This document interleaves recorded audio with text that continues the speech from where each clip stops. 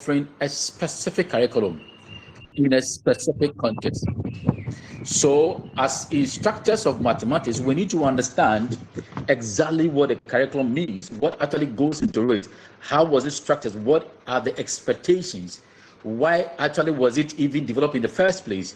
So, the educational challenge actually you have to face, you may face as a teacher, actually in particular, is to foster the development of critical, creative, and conceptually receptive minds in learners while still teaching the required content, because your responsibility, one of them as a teacher, is to enact the curriculum. Your responsibility as an instructor is to make sure that learners that you are teaching really are able to develop, come up with what a developmental, they develop critical, creative, and conceptually receptive minds. And that is what is going to make them problem solvers.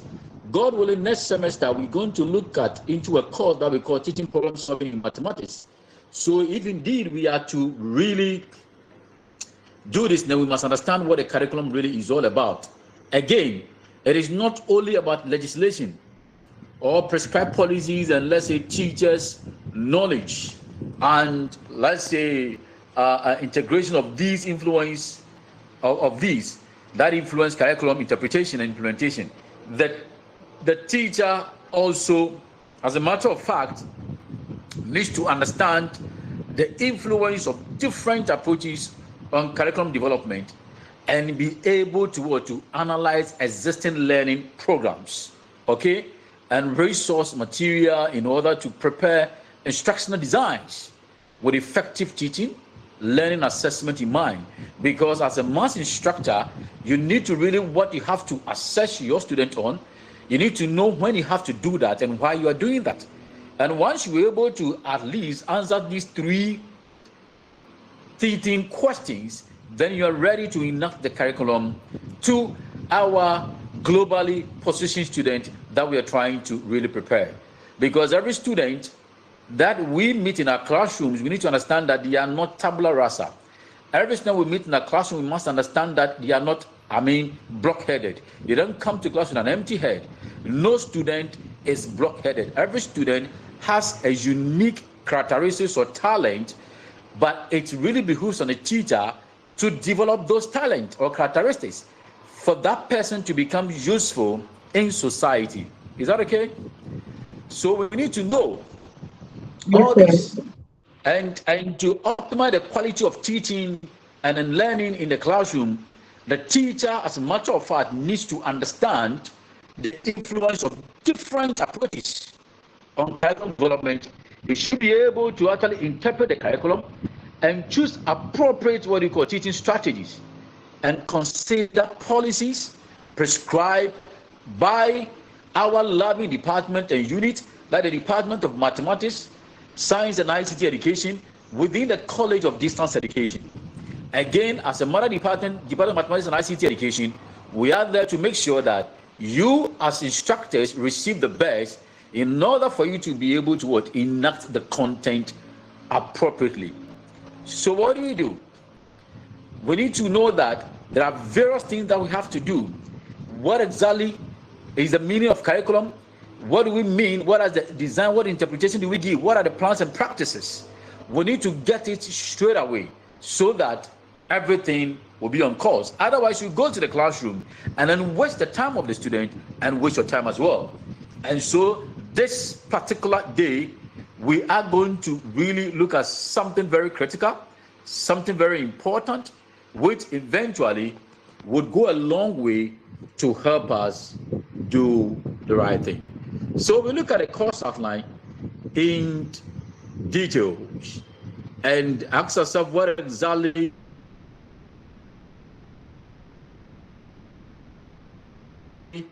we are supposed to be doing as instructors. Is that okay? So I'll be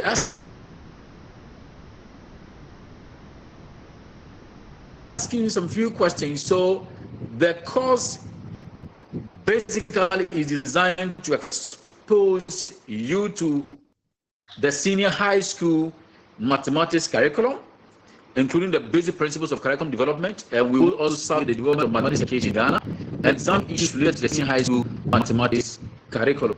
And we are going to really make sure that everybody at least gets the import of what we want to do. Okay? Also want to teach your structure for this section or this blog regards to curriculum study mass education. So that's my name and my office number as well as my email address. When we are done, I will share the course outline with you on your platform so that you will get to teach. My teaching assistant actually is Elizabeth. He will also be teaching you methods in mass education, methods of teaching students mathematics. And then also I have Abdul Momoni Ishaku, also one of the teaching assistants. So their contacts are there. In case you actually need any support from them, you can get in touch with them. So when I share the course outline on the platform, you will have access to this. Right. So what is it? What are the key learning objectives of this particular course? So you should be able to, at the end of the course, define curriculum and discuss its design element. Again, you should be able to explain determinants influencing curriculum development at senior high school level in Ghana. Then also we shall be looking at differences between the types of curriculum and define terms in curriculum processes. Then we shall come to outline selection and sequencing of mathematics subject matter. What do we have to do? In case you're going to teach a particular topic, what do you have to look out for? And what are you supposed to teach before that? What prerequisites do they need? Why do we have to sequence it in the first place? So we're going to look at all this, then discuss models of curriculum development and implementation challenges. We shall be looking at Tyler Taba. We shall look at, we look at a lot of what we call models in this particular context. So you should understand, you should know what exactly it means, how is it contextualized. These are the most critical things that we have to really look out for. Then we shall actually identify methods for teaching mathematics and evaluate the senior high school curriculum in Ghana. Having said that, we shall look at the core course content areas. We shall look at concept and classification of curriculum. We shall also be looking at determinant and the curriculum development process. Then we shall look at objectives, the content and methods, materials and assessment procedure that actually are required in curriculum development, especially in enacting the curriculum or the content that we have. And again, when we finish, we shall be looking at the types and levels of mass curriculum and content selection. Then we look at methods of teaching mathematics, the traditional, or we say the conventional, but the modern. How do we go about teaching mathematics in the modern dispensation? What happens in previous years? What has really transpired right from time member from 1960 up to date? What has been the revolution or the changes that has occurred? We shall be looking at all these. And then we look at development of mathematics education in Ghana. So you just have to relax. I'm here with you. I'm going to make sure that you understand every bit of what you're going to do and also help you to really be able to apply the knowledge in real life situation. So engaging learning strategies. How are we going to go about our teaching and learning? We shall be looking at a range of teaching methods. We shall be having discussion. We shall have small group work, which I'm going to give you some very soon. And then we'll look at role play. We can come to effective questioning. And we will also actually go all the way to use this to help us understand what it means to actually implement a curriculum. Emphasis we place on collaborative, interactive activities that challenge and encourage us to think and share ideas. And please, like you know, in my lecture, every individual is at liberty to express his opinion in the class. There's no right or wrong answer. When you express opinion, we get to know what you have in mind. Then we write the wrongs. So there's going to be assessment breakdown, comprehensive evaluation for student success. We shall be looking at 60% end of semester. You know that. And we'll have the quiz, the assessment actually taking 40%. So it is breaking down into quizzes 20. We have group presentation, attendance to lectures, so forth. And so we have also the aspect of written assignment individual. So all these things really are going to be looked at. And these continuous assessment deadlines are there. When I give you the course outline, you will get to know what is in there. So all these things have been indicated there. When you get a course outline, you know how it looks like. So all these ones. So attendance, you are required to attend lectures 100%. It's compulsory. You have to support any absenteeism with official reports. If you claim that you went to the hospital, you were sick and you went to the hospital, you need to really give me an official report indicating that, as a matter of fact, you were at the hospital. Otherwise, Muniru is laughing. I'm very serious, You need to make sure that you show evidence. So maintain professional conduct. Be punctual. Switch phones to silent during lectures. Make sure that you don't actually put on your microphone and when you have not been asked to. And anytime you want to ask questions, you know my rules, just put up your hand. Then we shall allow you to actually contribute your quota to the discussion. Academic dishonesty really is seriously abhorred. I don't tolerate those things. Cheating, plagiarism will not be tolerated and will incur sanctions. I know that you are abreast with the use of what you call AI. No one is preventing from using AI, but make sure that you use it wisely. And all assignments must be submitted by the deadline. Late work will be capped at 80%. And you must make sure that every assignment that you do, you apply the APA version 7 style of referencing and make sure that you don't go outside. We don't want Chicago, we don't want MLS, we want APA version 7. And presentation must be in PowerPoint with hard and soft copies submitted prior to the whole thing. So I'll move. We'll look at this. These are our tentative outline. We'll look at introduction, curriculum, concept, senior high school maths, aims, syllabi, and then determinant. So weeks 1 and 2 today, we are going to look at those things. And then also from there, 3 to 5, we look at curriculum models, implementation, evaluation, and student evaluation. These are things we look at with 6 kinds of subject matter of mathematics.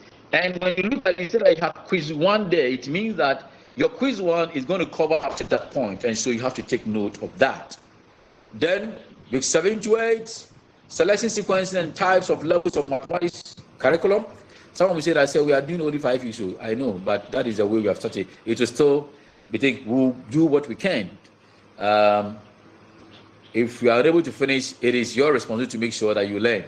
So methods of teaching traditional versus modern math, math development in Ghana. Then week 12, which is somewhere around week 6, 7, 8, you'll be writing end of semester examination. So that is it for now.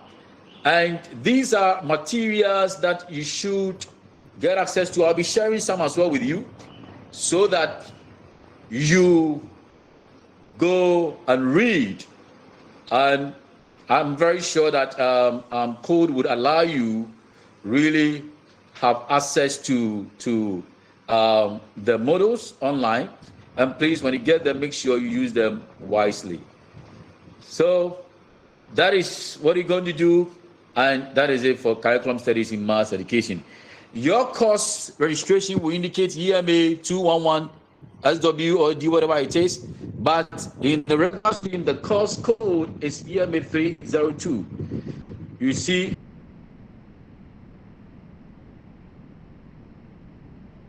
SW, we are looking at switch. We can look at when it comes to sandwich, it's only S, so all are just gymnastics. But what matters is what you learn. Praise the Lord.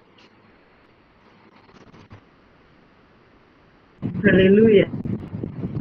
Hey, we are going to zoom into teaching and learning very soon. And I'm hoping and praying that if you see me move too fast, make sure that you actually prompt me, especially Sammy, make sure that you prompt me to slow down where necessary. Okay, so I have one of the instructors also with me. She's going to be part of us. Madam Victoria Adre. Vic, can you introduce yourself to us? Tell us about yourself. Thank you very much. I think you have already done the introduction. So Hello. that is Madam Victoria Adre. Yeah. One of our female mass educators, up and coming, and very soon she will be called a doctor with a PhD. So that is it. We'll be handling the course together.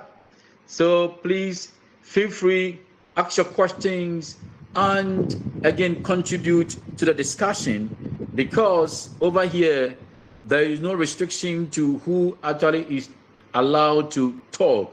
Everybody has that freedom to contribute. So don't be afraid of anyone. Feel free and talk to us. Okay, good. Any question before we proceed to the next stage?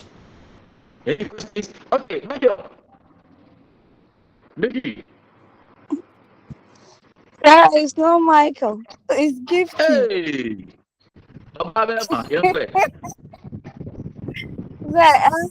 My issue is my phone is not helping me at all. So I'm using someone's device to join. So in case you see this name, it means I'm the one. I don't want to get the Assembly I guess here. Assembly I guess. Okay, yati. Okay. So give you here, okay. All right. So give you turn into Michael. Michael, are you also with us? Oh, that is Gifty's boyfriend or husband. Exactly. So now we know how to address. Exactly. So let's go, and then we know how to address you. All right. So we want to move. Any question? Any further question? Do you have any question to ask us? Please feel free. Ask your question, and then we can move on. If there are no questions, then maybe I will go ahead to start my teaching. Any questions?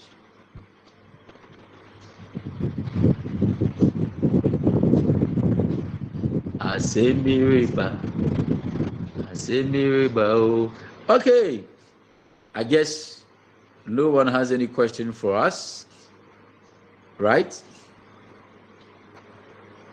No one has any question for us, right? Can we proceed?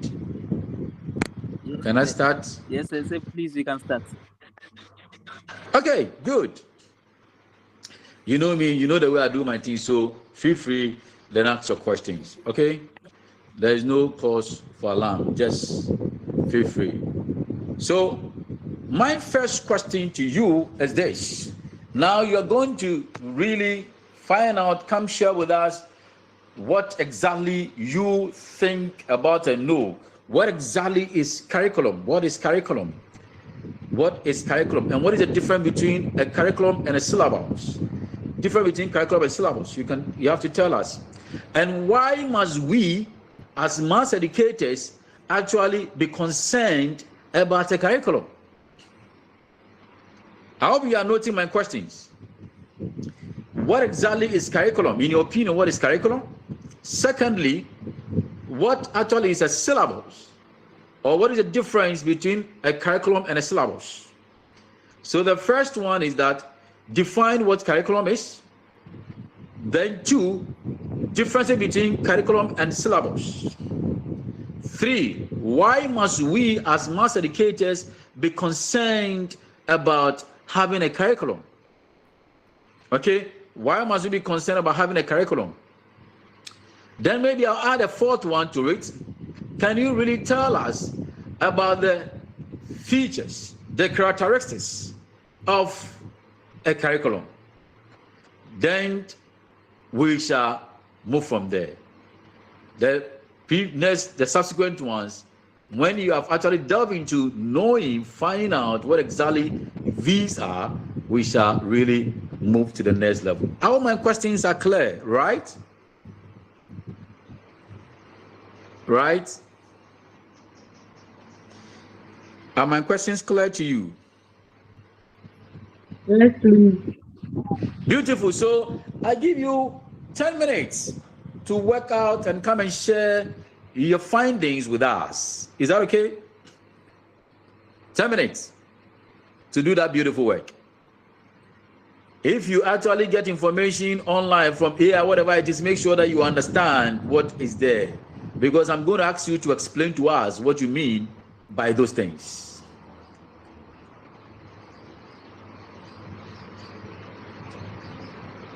So don't just do cut and paste without plastering. Make sure that you cut to paste and plaster properly. Lydia wants us to see her beautiful face. Lydia, thank you very much for showing us your face. Can you please put off your video for us? Thank you so much.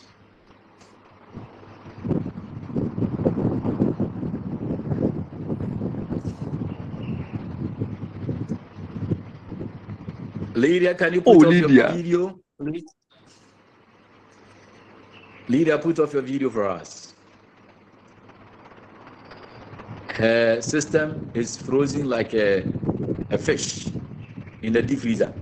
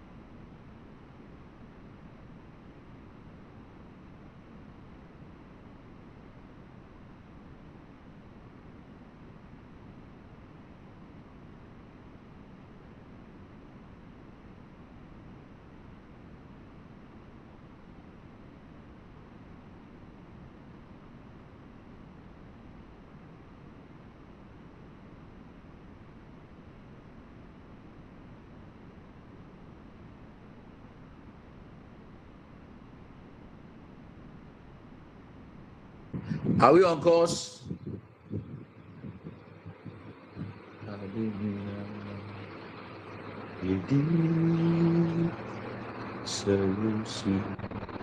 Are we on course? Okay.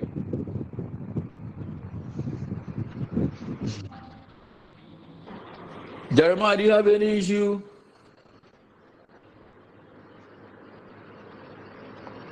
No, sir. Hello, Jeremiah. Yes, no, sir. I I'm saw your just hand working up. on the curriculum. Yes, I just finished Okay, working on the so different between curriculum and syllabus. so don't put up your hand. Make sure that you finish my work or the task, then you put up your hand. Is that okay? So Okay. when the 10 minutes elapse, we'll look at those who put up their hand and those who refuse to put up their hand and call anybody at random. So don't think that if you don't put up your hand, I can't call you. I'll call you as well. So get ready. Thank you.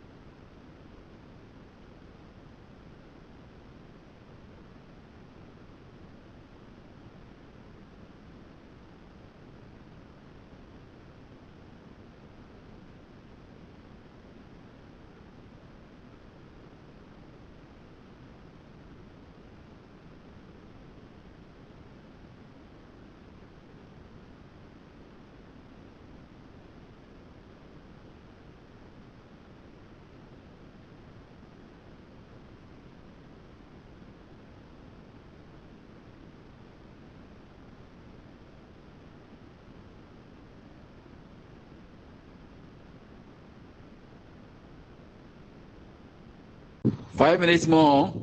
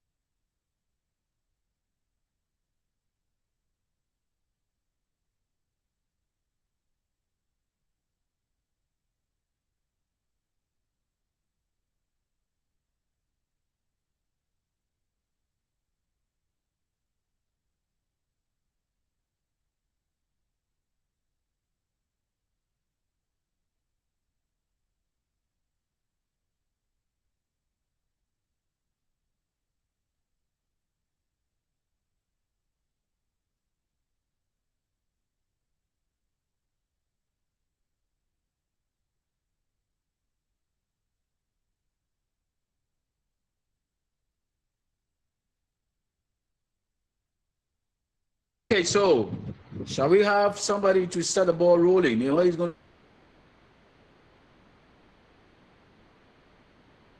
to do that.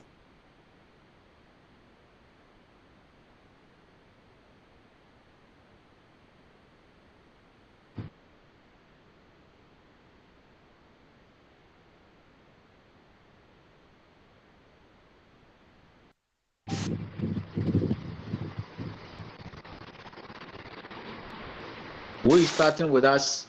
Okay, since nobody is actually ready to raise a hand, let me call someone.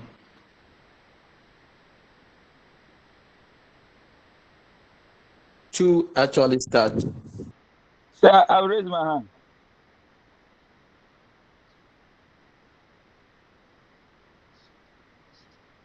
Answers.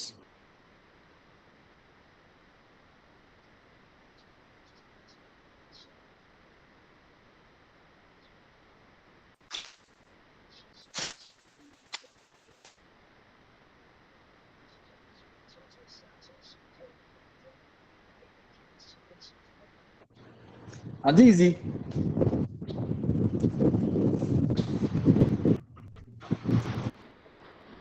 Cecilia Akahi, Cecilia.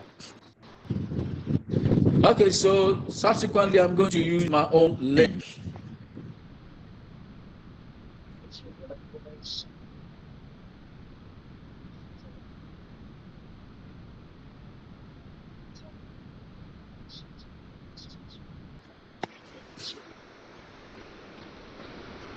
Okay, so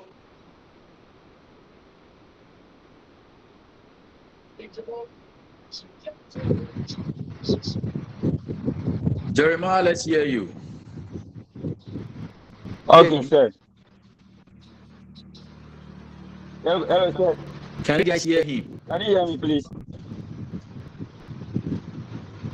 Jeremiah. Yes, sir. Yes, let's go. Okay, so I want to talk about the difference Jeremiah, go between on. curriculum and Now I can syllabus. hear you. Okay, so when we talk We will about start with what is curriculum, curriculum first, please. we're talking about. Hello. Jeremiah, Hello. listen to Hello, me. sir. Hello, sir. We are starting first question first. Don't start from second. Start with the first question. When we say curriculum, what does it mean? Curriculum. So when we talk about yes, we are listening. Curriculum, it's talking about curriculum is a comprehensive and a context and broad long-term program that is designed for a long term. So all the comprehensive long-term, what does it mean? So it means that curriculum is being designed for a long-term perspective or perspective. We still don't understand you. Can you come down to our level? We want to understand you. What do you mean by that statement? Okay, sir. So curriculum, when we talk about curriculum, it is a comprehensive and a long-term framework for a complete program of study. So also it is a goal of methodology.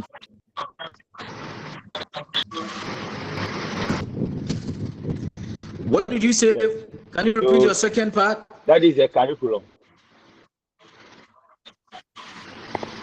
Can you repeat the second statement? Curriculum. Can you repeat the second statement you made? Okay, I said the second statement, I said it covers all educational goals and methodologies. Okay. Yes. Thank you very much. Okay. Let's go to another person who will come to us. So we are looking at the first one first. What exactly is curriculum? Let me go to Oliver.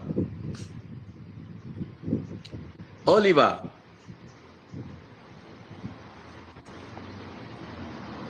Hello, sir. Good afternoon. Yeah, Oliver, let's hear you. Yeah, please. Curriculum talks about the total experience provided by a school or an institution total experience provided by the school, okay? Or an institution.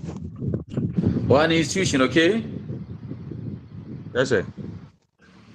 Okay, so when we say that it is a total experience that actually is provided by the school to individual students who actually find themselves in the educational domain in terms of the defined location or structure that they actually find themselves.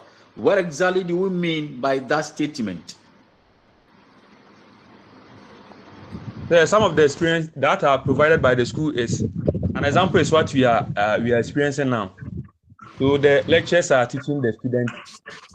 All these ones are what we call the curriculum, and it is purposely to help learners achieve educational goals. For example, to us, we all know that after this course, we are to go and impart knowledge for students. So the total learning experience that is provided by the school is what we are having now. We are getting some concept and knowledge to go and impart onto some students. Okay, we should come to that. Shall we actually listen to Muniru? Muniru, thank you very much, Oliver. Muniru. Yes, sir.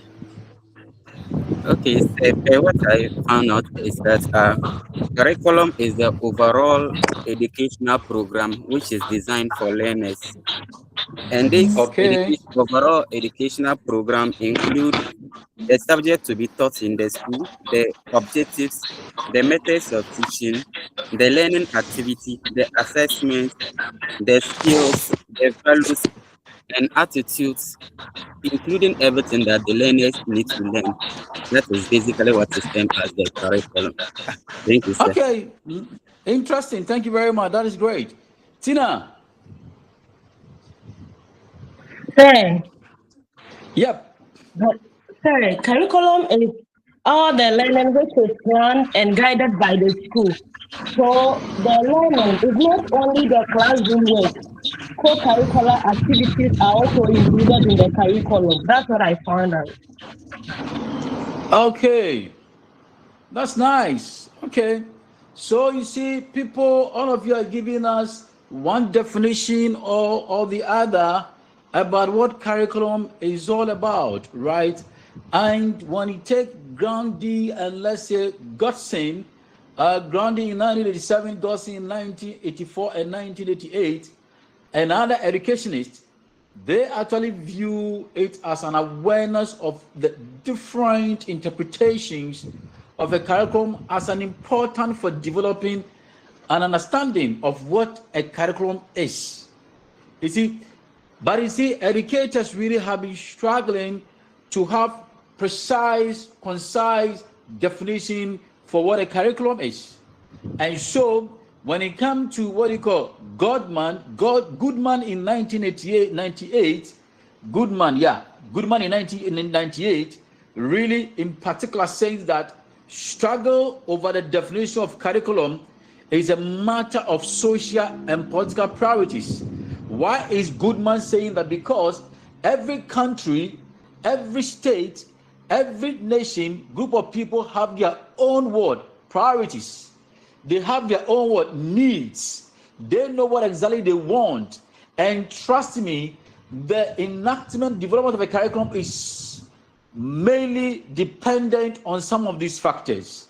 And so it goes on to say that apart from the social and political priorities, also you look at what you call intellectual discourse. Otherwise, the study of schooling actually will leave unquestioned and unanalyzed what you call assumptions that he believes that should be at the heart of the intellectual understanding and practical operation of schooling. So it is quite, intriguing for us to know and to observe that when it comes to curriculum, people will define it in different contexts depending on their social, their political priorities, depending on the intellectual discourse, depending on what exactly they want as a people.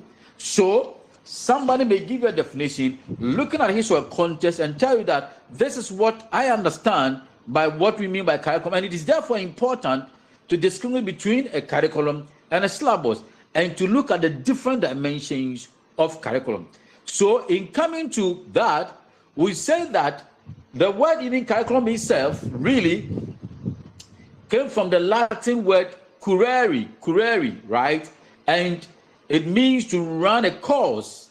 And when you take the whole thing historically, it really referred to the raising tracks in ancient Greek or Greece. It's ancient Greece, because in education, the idea of curriculum metaphorically suggests the path or journey learners go through during schooling, because it is something we want the learner to become in future.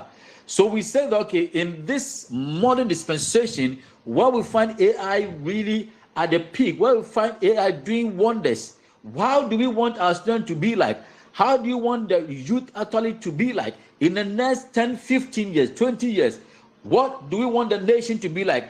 All these things will be possible when there is a well thought through curriculum actually developed to guide the process. So it's very important that when it comes in, the curriculum therefore is not merely what students actually study, right? It is the entire planned educational journey that really designed to shape learners intellectually, socially, morally, culturally, and practically.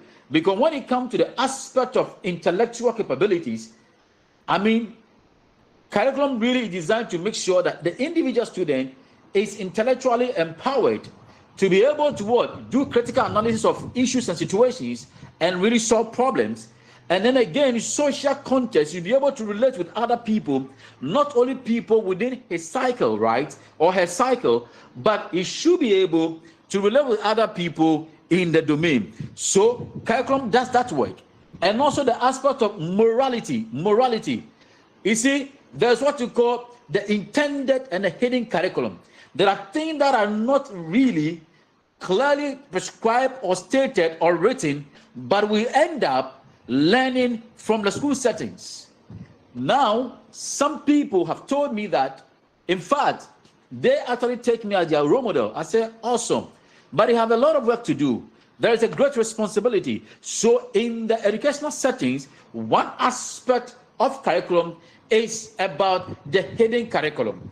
These are things that are not clearly written down, but we end up teaching, we end up learning. The cultural aspect, how we relate, how we interact, the thing that we value so much in society, in a community, in our homes, all these things are to come to play, and the practicality of the whole thing, because at the end of it all, when you have thought something, you expect that as an individual, you should be able to what?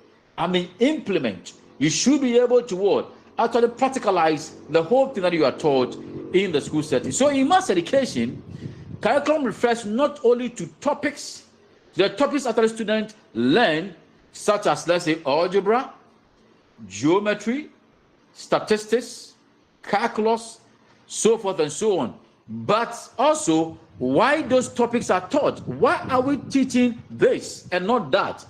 There are various topics that we teach the student, but why is that we are not teaching this one? We are teaching this one at this level and that level, and not this level.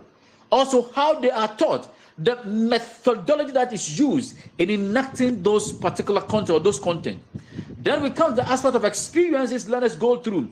What exactly do we want them to know? How do we want them to know it? And how do we want them to learn it? What instance do we give for them to really understand what we are teaching as instructors? And then we come to the aspect of and how learning is assessed, because we believe that when we have gone through all this, we should be able to assess the individual student, we should be able to assess the system, and also do a total evaluation of the things that we have gone through. That will tell us, that will show us, and that will indicate whether indeed we are achieving the set goals outlined or indicated in a curriculum. Praise the Lord. So I want to give you a typical example. For example, in Ghana Senior High School mathematics curriculum, the topic, let's say statistics, is not included simply because statisticians use it. No, it is included because Ghanaian society increasingly requires citizens who can interpret election data. Because when election actually is held, results are called out or results are posted on internet, the individual should be able to interpret these results, right? So elections results or data, understand COVID-19 statistics. How many people are really being infected? How many people are in the danger zone? How many people are having mild situational condition? All these things actually play a key role when it comes to this contest. Then analyze economic trends. In the past, we were complaining things are very tough.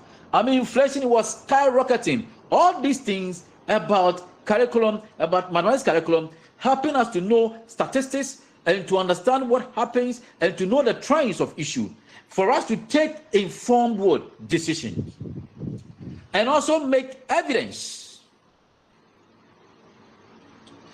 No, I'm not the what do you call the screen is not showing. The things I'm saying is not on the slide, so don't worry. You have to pay attention to what I'm saying. So what I'm saying is not on the screen anyway. Let me see. Some people are actually interested in screens. Let me show them screen. They are interested in screen. Okay, screen. It is statistics. It is statistics. Yeah. So, let's see what I showing.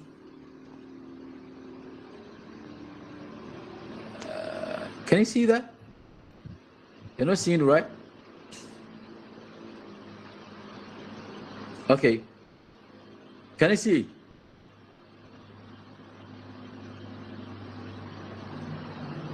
Please, can you see? No. Okay. So let's see whether you can see it now. I guess you can see it now. Great.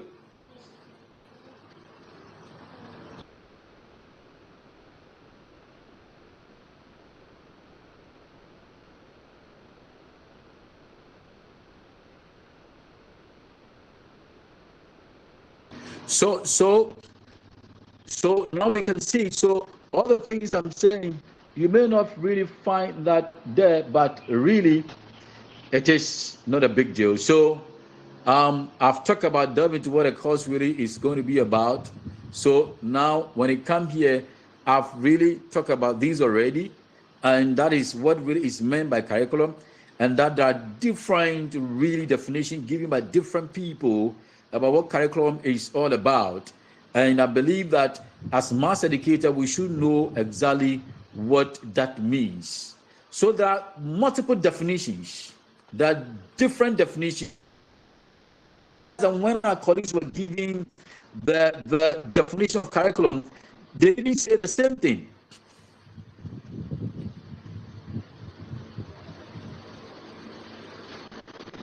Who is that? He says they will never pick your call.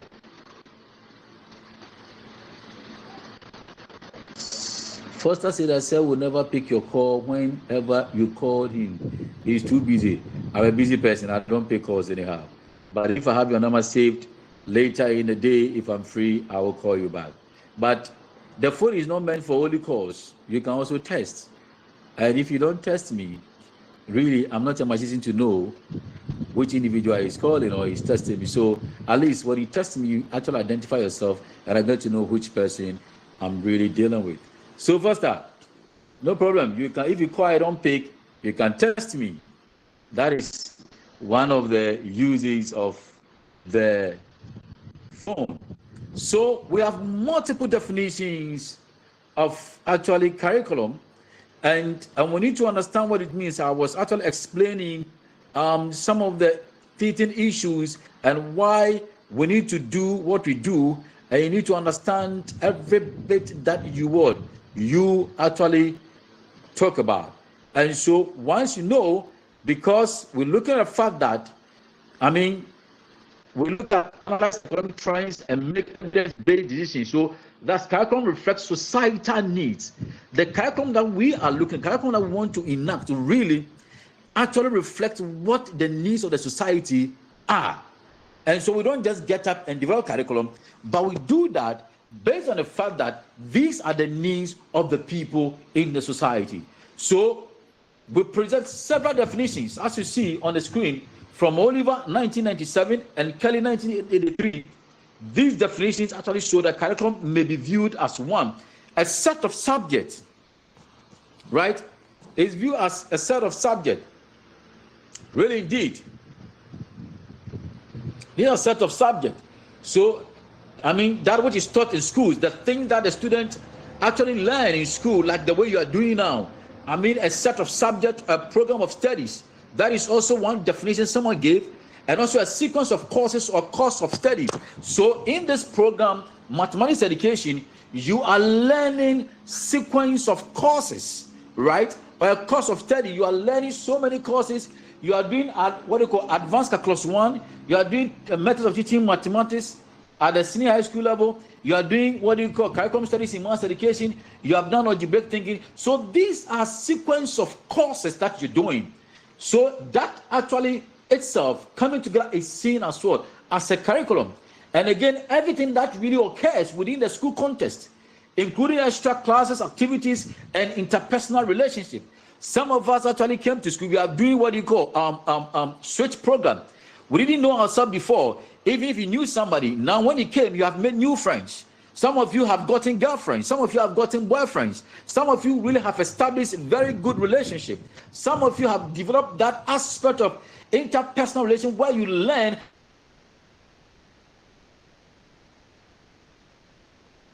we are talking about. Can you hear me? Can you hear me? Good. So we need to understand that when it comes to the school setting, a lot of things really happen there. Everything that occurs within the school, including extra class activities, some of the students in there really exhibit weak actually prowess.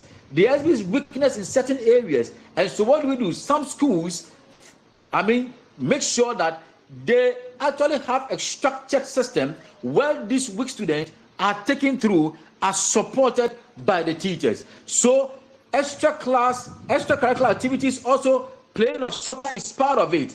And all these things come together to actually form the curriculum. Again, a series of experiences undergone by the learners. So the experiences could be actually we making new friends. It could be learning new things. It could be learning how to speak properly in public.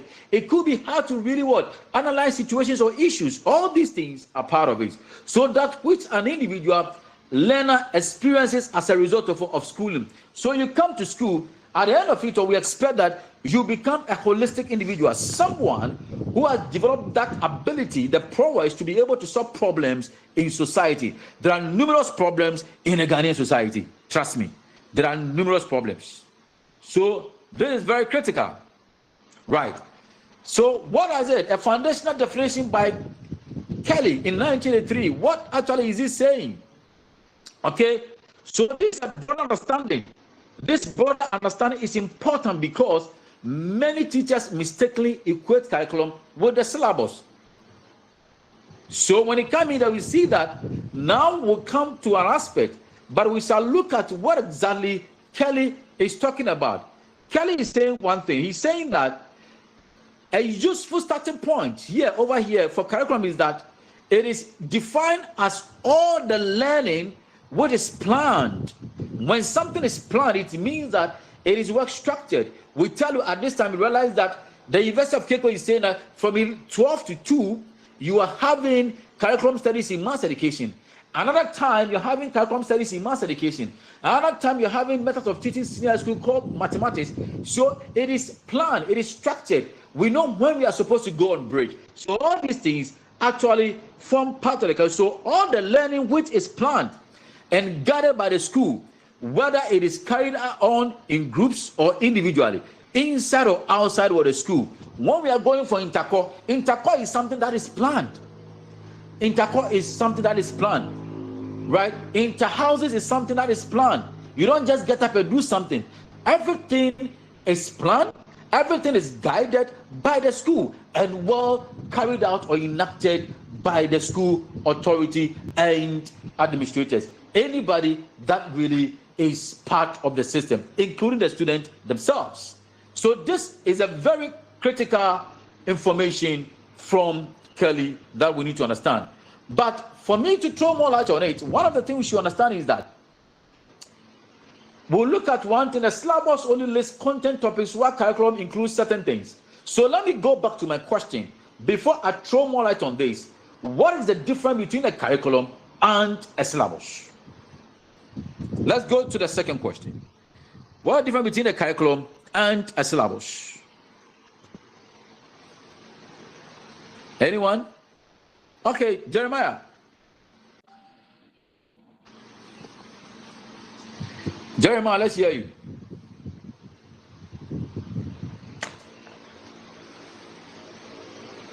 Jeremiah, unmute and talk to us. Okay, sir. Hello, sir. Yeah, listening. Okay, so curriculum is a long-term frame for a complete program of study. So, and a syllabus is a narrow, detailed, and a specific plan for a specific subject or courses. So, for example, a curriculum represents the overall educational plan, like we are doing Bachelor of Education in mathematics. Now, the syllabus is a descriptive, which means the topic, like what you are doing, curriculum in mathematics, like method of teaching in mathematics. That is syllabus.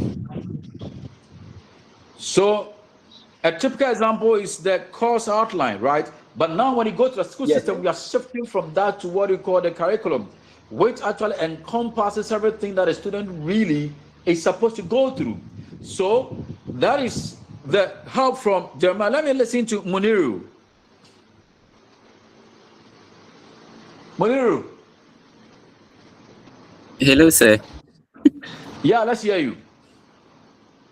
So the difference I can say between curriculum and syllabus is that basically curriculum are there's educational goals and objectives. I might say the subjects and the topics, whilst the syllabus are the subtopics that the learners have to learn in the school. Okay. Thank you very much. Steve-O, let's hear you. Okay, sir. I can also say that with the curriculum, it includes the aims, method, assessment, and then the activities.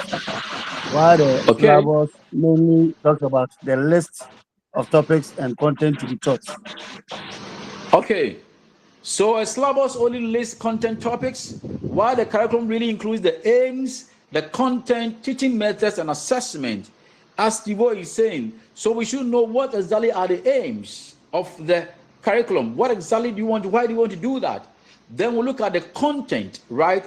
What exactly goes into it? What are we supposed to teach? And then the teaching methods, what pedagogical approach are we supposed to use?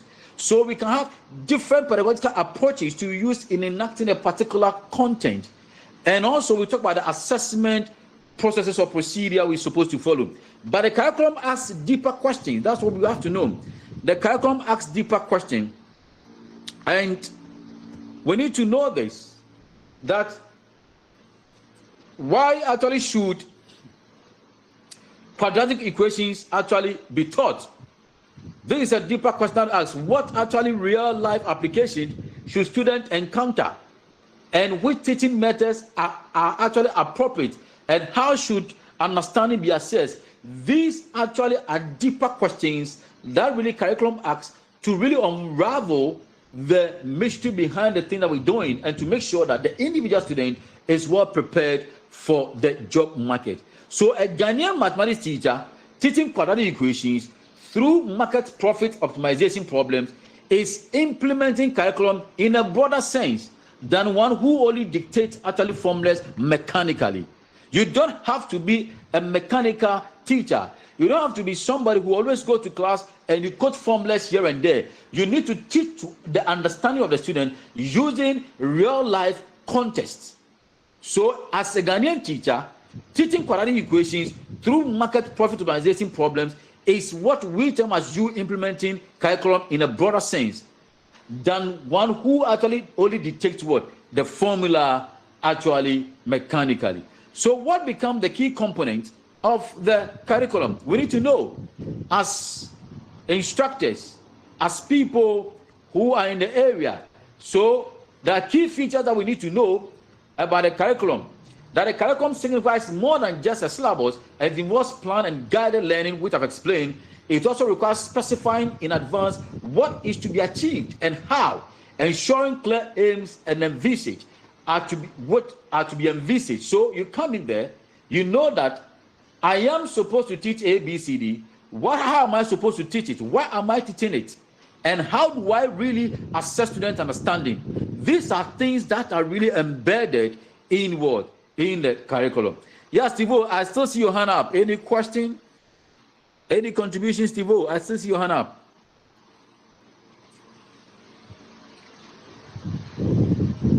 Okay. Oh, sorry, wrong hand, sir. That's okay. So we need to understand what really these things mean, because coming in there, the key component of the curriculum, and we're saying that it's about aims or the purpose, and this actually refers to the intended learning outcomes. In mass education, aims actually answer questions such as, let's say, why should learners study mathematics? We should be able to tell them why we are teaching them that subject. We should be able to teach them why we are teaching them specific topics, what is going to help them to do in the future, what benefit is it for them, what kind of citizens should actually mathematics education produce. And these are very important questions that we need to answer. And for example, Ghana's standards-based curriculum emphasizes critical thinking. We look at creativity, we look at problem solving, we look at collaboration, digital literacy. These are what you call the 21st century word, skills. We want the student to really become or exhibit these characteristics. They should be critical thinkers. They should be creative. They should be problem solvers. They should be able to collaborate with other people to solve problems and to do things in a very unique manner or context. They should have a digital literacy. Some of you, even when you ask you to project a slide, it becomes a problem. Some of you, when you ask you to even use Excel, it is problematic. Some of you, when you ask you to use even Word document, how to even bold, an expression, how to even do anything. You don't even know anything on the computer. Nothing. You don't even know how to actually even copy a document at a go. What do? Control A. They don't know, but so we are so much interested about the digital literacy of the Ghanaian student. So that mathematics is no longer taught merely for computation, but for developing analytical citizens capable of solving societal problems. Our aim, our focus as mathematics educators is to make sure that we empower the individual student to be able to become useful in society, solving the many problems that we have in the Ghanaian society. So, for example,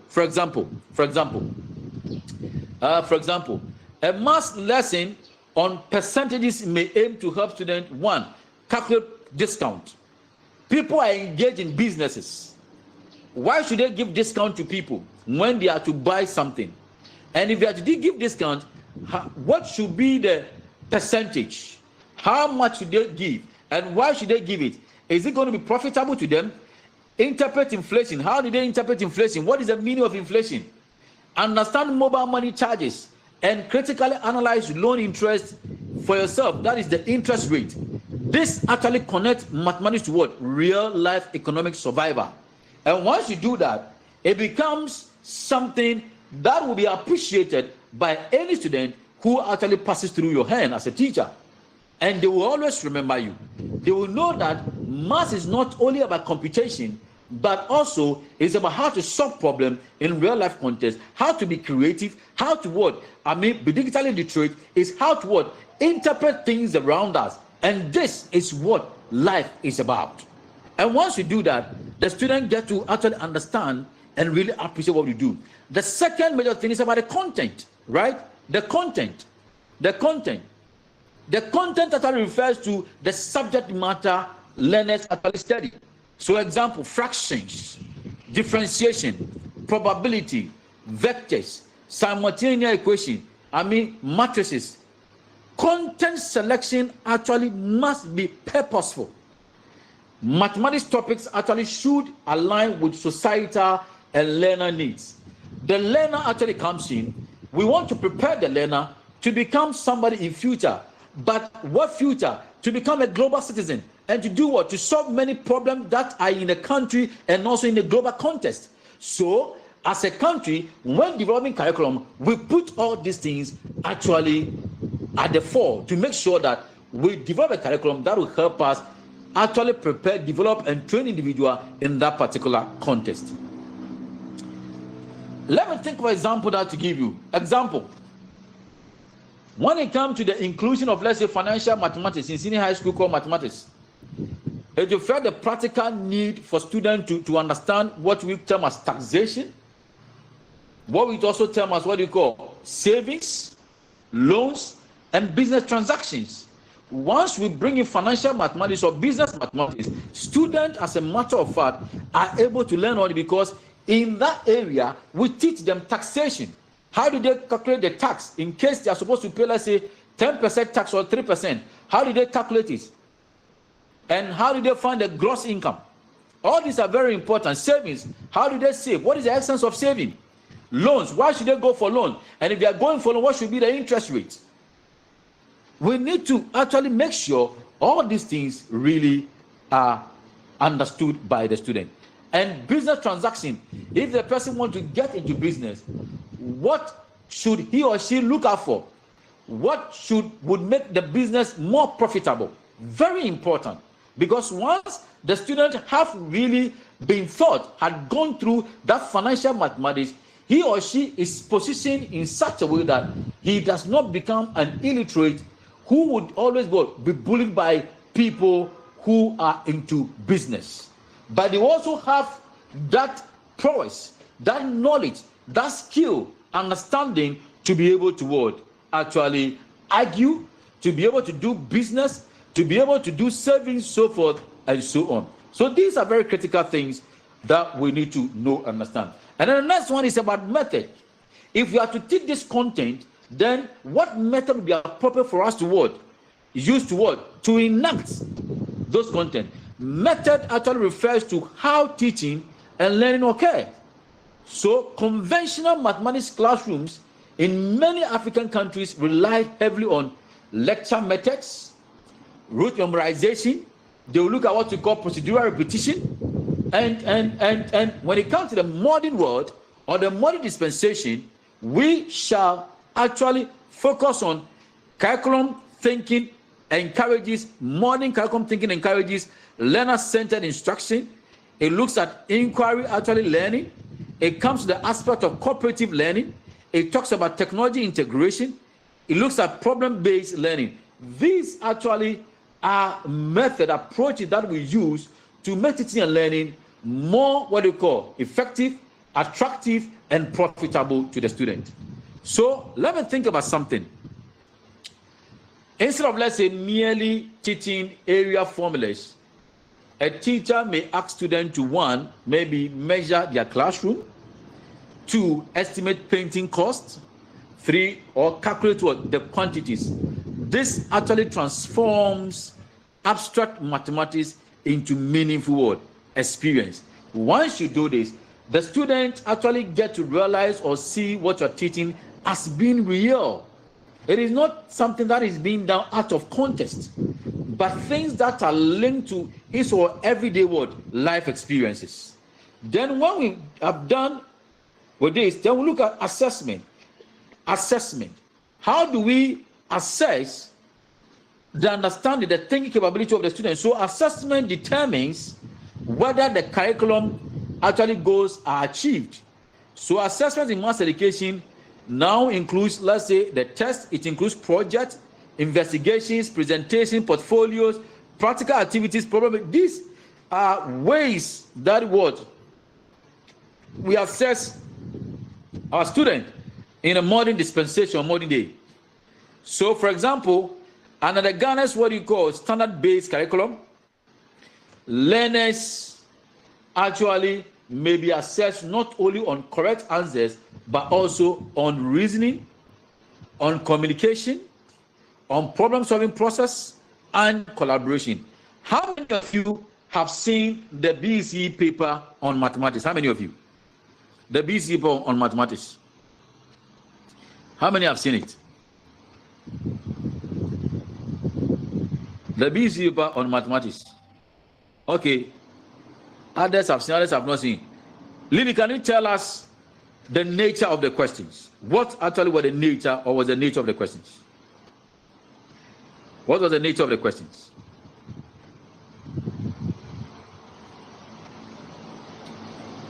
Lily.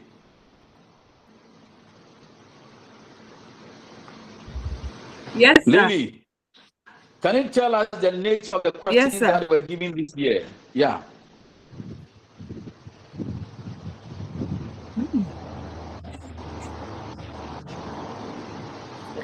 Can you tell us about it?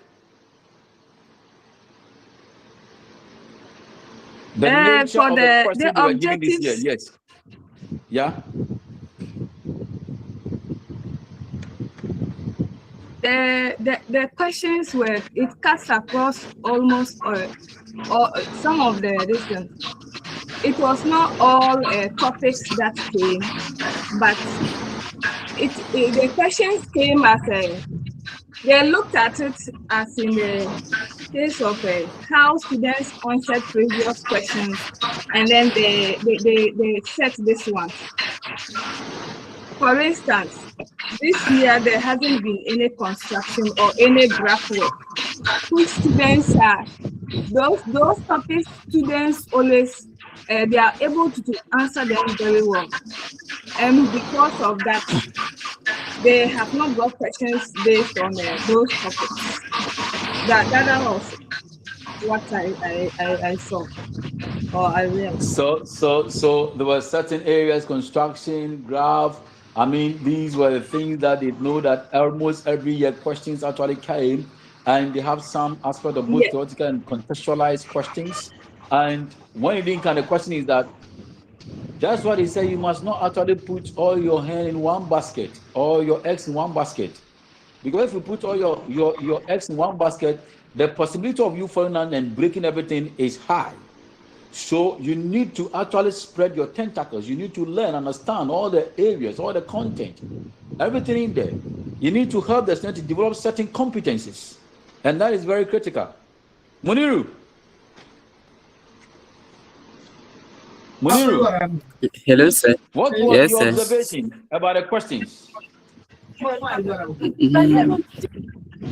Well, sir, I came across it on one of the platforms. I just glanced through it and said, this one there, I'm sure most of my learners will do justice to that, but I didn't take much interest into the papers. Yeah, okay, so though they were not difficult questions, yeah. Steve, thank you, Muniru. Steve. Sir, I also saw it, and I think it was more of critical thinking and communication skills. Okay. How to understand a person and then put it on the paper. Yes, they were speaking of more of how the person can. And you were asked anytime you answer a question, when you get an answer, they ask you to explain or interpret it. Yes. You see, yes. You have to interpret your results or your answer, and that is why it is very important that as instructors we get to understand what the curriculum actually intends to achieve. We need to know how we need to actually train our students. We need to know the kind of pedagogy that we are supposed to use. We need to know why we are teaching what we are teaching, and these are very critical issues. So historical context, Ghana's curriculum really was historically narrow until the 1990s. So often lacking defined aims. For instance, explicit aims were only introduced around 1974 with the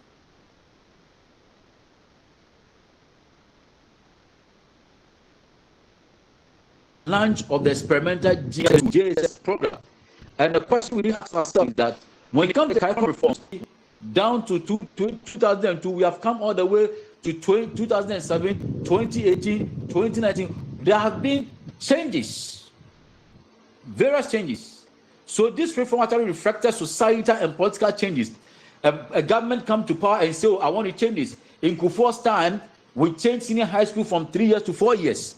And when our late president, Professor John Eva Tabels, actually came to power, it was reversed to 3 years because NDC actually made it a political thing. And so when they came, they had no choice than to revert back to the 3 years. But the question is that, has it really helped us? What exactly are we getting from it? Was it really appropriate that we did that? So we need to really do things devoid of politics. But the point is that you cannot do these things also without politics. So in the 1960s, Kwame Nkrumah introduced free education, and this dramatically expanded access to mathematics education. The implication for that was that more teachers, classrooms, and mathematics materials became necessary. They needed more teachers to be trained. They needed more actually resources for this thing to be well enacted. More classrooms actually were needed. They needed teaching learning materials. In 1974, the experimental junior secondary school program attempted to make education more practical and vocational. So mathematics curriculum became more application oriented those days or that time. So you realize that when it comes to 1960, Kwame Nkrumah is there. When it comes to 74, we're looking at Kutu Echampong. We're looking at introduction of experimental JSS program under Kutu Echampong. And then from there, we come to 1987. Our own late president, Jerry John Rawlings, also introduced that in 1987. So in 1987, this actual reform introduced 6 years primary. It brought 3 years junior secondary school. It brought practical mathematics emphasis. Again, topics such as statistics, business mathematics, practical geometry became more prominent at that time, because we believe that the student must understand his or environment. The student should be able to really do simple basic calculation. He should be able to really interpret some figures or results or data. And so it became glaring at that time. And in the year 2002, that was during President Kufuor's time, 4-year senior high school system actually aimed to strengthen secondary education preparation for tertiary studies, because they thought that when the student is given 4 years, it helps him or her to really do, extensive preparation towards the university education. So we have the 1990, where we have second phase of educational reform under Rawlings, introducing senior secondary school, SSS, in the 90s. The first batch completed in the 1993, where again we come to 2002. President Kufuor introduced that. That was 4-year system. Eventually, it was reverted back to 3 years. All these were political. But what were the major changes that occurred during this period? We need to understand really what it means. We need to know what exactly we are doing, how we're going about this. And once we get the import of it, then we'll know that indeed it is important for us as instructors to understand what curriculum is all about.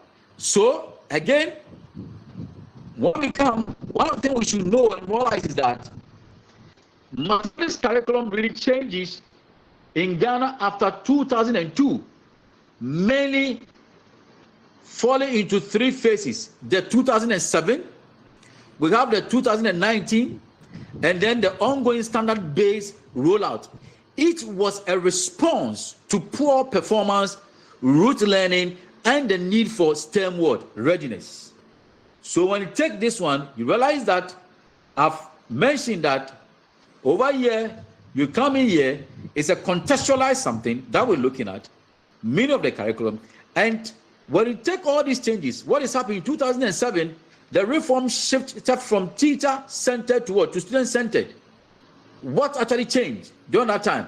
New mathematics curriculum introduced in September 2007 for junior high school moved from teacher-centered, lecture-based teaching to student-centered, participatory learning, because we believe that when the individual student really getting herself involved in the teaching learning process, the knowledge, the skill, everything stays with the students. So we then decided to go into student-centered approach, and then also looking at the aspect of making sure that there is participatory learning. There was emphasis on problem solving and reasoning rather than just procedures. Again, why was that so? The 2002 Anamwa Mensah report actually flagged that Ghanaian students were weak in applying math to real life. So TIMSS, when you get a TIMSS report, TIMSS 2007 and 2011, data actually indicated that low achievement linked to overemphasis on low order thinking, inconsistent homework, and lack of student engagement. These are things that were actually brought up during that time. And so the reform aimed to make mathematics more active and relevant. So our subject is very important. And the way in which we teach the subject is very critical. Otherwise, we will make the student rather fear the subject rather than loving the subject. These are things that we should actually know. And we will realize that the reality check that's certain. The reality is that studies actually found teachers said they were using the new methods, but classroom observation showed most were still using the conventional, which we call the traditional procedural approaches. The teacher training and resources lacked. They were not there. There were no resources to do that.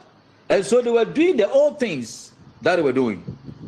In 2019, the what we call the competency-based curriculum, that is during President Kufuor's time, make Ghana math friendly. That's how we call it. Make Ghana mathematics friendly. So what happens? What actually changed? Rolled out September 2019 for KG to JHS and NANACA, and then the shift was made from objective-based to to competency-based curriculum. Then we talk about maths actually taught through problem solving, investigation, and everyday contest. I hope you can hear me. Everyday contest. So we should know, we should understand, we should get it right. Integrated STEM, coding, pilot, digital, literacy, and what you call the 4 C's, right? Critical thinking, creativity, collaboration, and communication. These are things that you have been taking through, and I don't think there should be any problem for you at all. So focus was actually shifted to experiential math, connecting concept to real world problem, so that students actually don't have to just imagine. The real thing is there. You have to really teach them using contextualized examples. Why was that done? NACA actually said math had been thought as procedural, algorithmic, computation and computational with only one answer. That actually procedure, that style, created math anxiety and high failure rates. So the goal now was to actually demystify math and align with Ghana beyond aid and 21st century skills. Because if we say that we want Ghana beyond aid, then it means that we must be ready to develop these 21st century skills and make sure that it becomes more participatory learning than than teacher-centered. It becomes student-centered than teacher-centered. And that actually is what really was being done, or the focus. Then also we come to the TVET aspect of core mathematics and alignment issues, 2011 and then to 2023. So what actually changed? When we talk about separate core mathematics curriculum for pre-tertiary TVET students, it was believed that they should not be doing the same mathematics as those who are doing mathematics at the normal secondary school contest. Studies from 2011 to 2023 show topic alignment between curriculum and exit exams varied a lot. And in 2017, had highest alignment index of 0.807, and 2019 actually dropped to 0.563. So what are the implications? So we come in there, number enumeration heavily tested, while coordinate geometry and trigonometry were underrepresented. Again, Exams still weighted toward lower order cognitive skills, DOK 1 and 2, with higher order skills, DOK 3 and 4, less frequent. These are things that were observed, and the changes actually came in. Now we have to look at higher order thinking. We need to make sure that in certain questions, it cuts across what? The sphere. These actually were the focus of what was really being thought. Is that okay? Yes, sir. So, why do that? To ensure that, TVET mathematics actually match what students needed for technical work, but misalignment and inconsistent cognitive demand meant pass rate didn't actually improve. Because once that is happening, it simply means that definitely it's going to affect the student performance in the area. So, ongoing standards-based rollout. What actually has changed? Why is it the case? Because standard-based curriculum now emphasizes depth over breadth, with clear learning outcomes and competencies for each grade. When it comes to this level, what you need to understand is that these are things they focus more about competencies. There are certain skills, there are certain knowledge that the individual is supposed to acquire. New textbooks and resource actually books, though rollout has been slow and uneven, but there are new books that have actually been written. Things are coming up, and I remember this semester for master students, myself and Dr. Bomita, we wrote a book on theoretical basis of mathematics education. It's a 310-page book.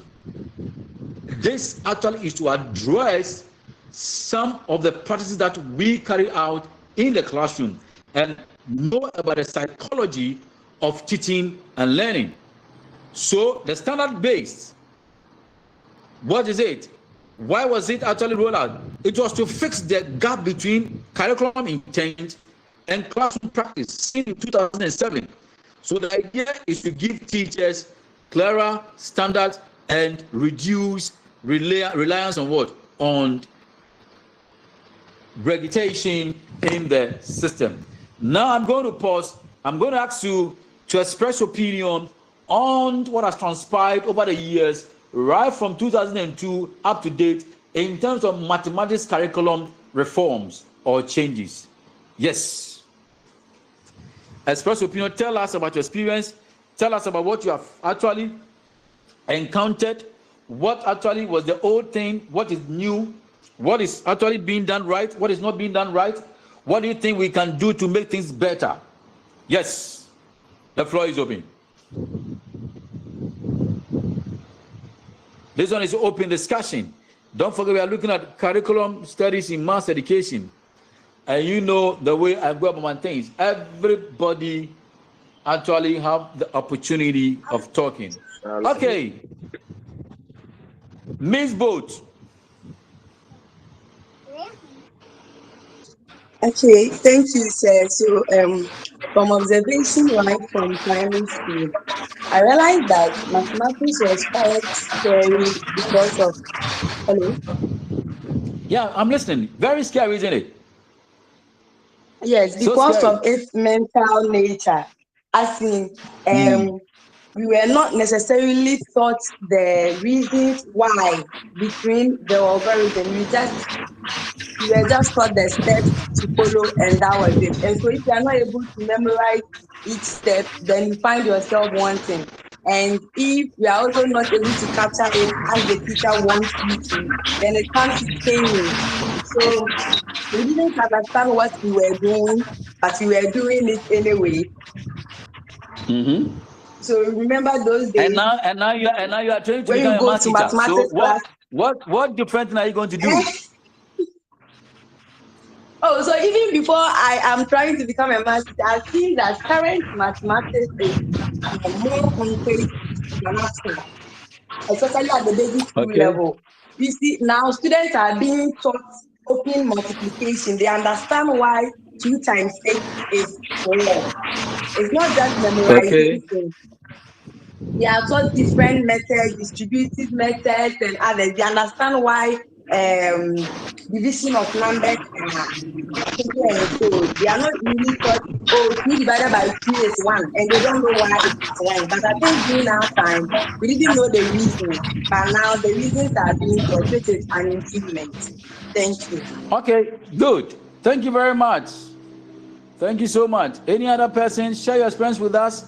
What actually has been the practice? What actually was there? What has changed? What is the practice now? And what can you do as a math teacher to make things better? Yes, Daniel. Please, at first, for example, the like doing multiplication, they will ask you to memorize the 2 times table, 3 times table. 2 and 2, 2 2 4, yes. 2 3 6, 2. You see, then we're going, then we're reciting. You ask him, what is the meaning? How do you understand 2 times 3 equals 6?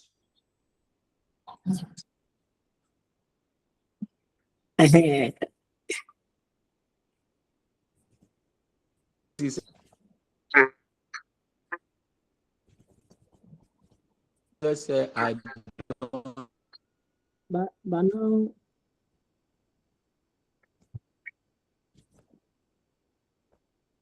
Don't understand.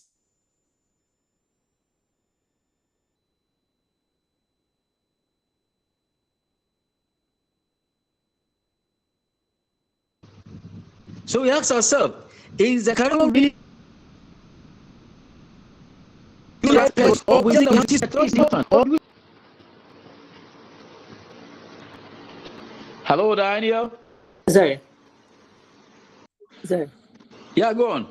But now, from basic 1, which is class 1, they will start learning skip counting. Basic 2, they will learn skip counting. Basic 3, skip counting. Basic 4 till basic 6.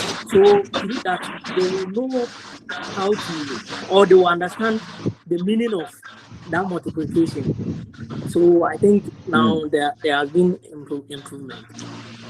Okay, the spiral curriculum, you need to understand. And we shall delve into all these things because they are very critical. As a teacher, you must really know what you're doing, why you're doing it, and how you're supposed to do it. Thank you very much, Dan. Any other person, come and share your experience with us. Our forefathers actually sacrificed for us. They've done their bit. What are we going to do as, up and coming mathematics educators to make sure that mathematics teaching and learning becomes more attractive? Mathematics teaching and learning becomes something that students will appreciate, and they will come to love the subject rather than what? Hating it. Share your experience with us. Please, I told you that you must actually mute your microphone. This is one thing I hate in my lecture. Eric Ahin, mute your microphone.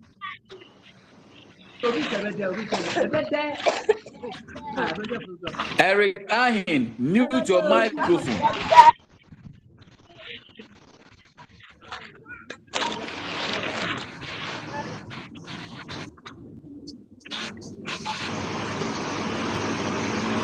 Okay, so we got to know all these, and there are a lot of transformation or changes that has occurred in the system that really would help us. So these are very important things that we know. I've explained all these things. So the 4 key curriculum components, we have the aims, we have the content, we have the methods and assessment procedure. These actually are there, and I've explained all these things to our understanding. So comprehensive curriculum development, what do we do? How do you go about it? And curriculum development succeeds when content and method are integrated, not isolated, because we must know which actually method or methods will help us to be able to enact the content appropriately.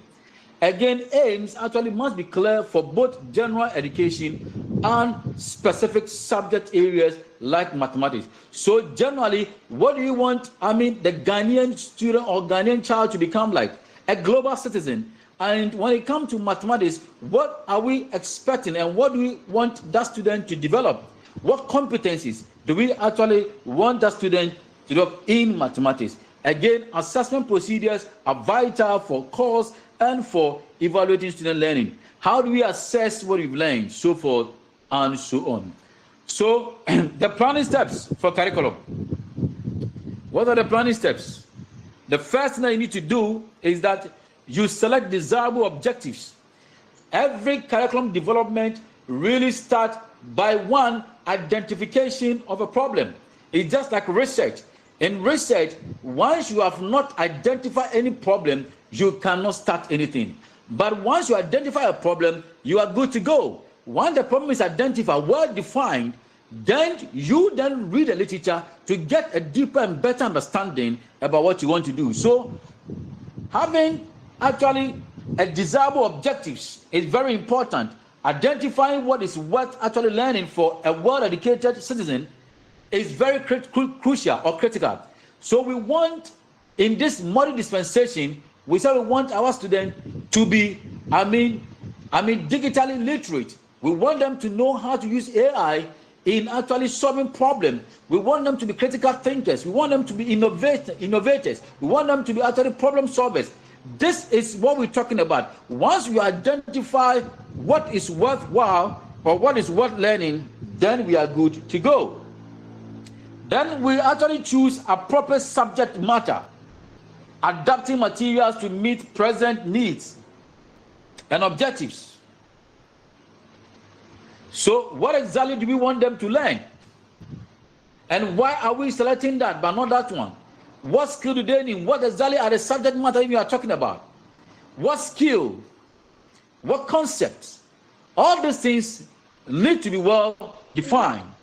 Studying effective teaching and learning methods. Which human being is that? Hey, Eric, stop that nonsense, right?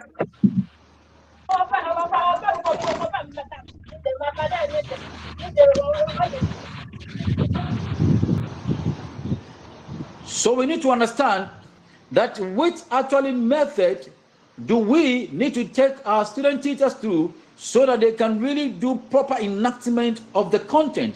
So pedagogy is important, optimizing strategy for objective realization, because we have set objectives. We know the subject matter, what actually strategy will be needed. Then when you get there, we then develop evaluation program, ensuring objectives are attained, content is suitable, and methods are adequate.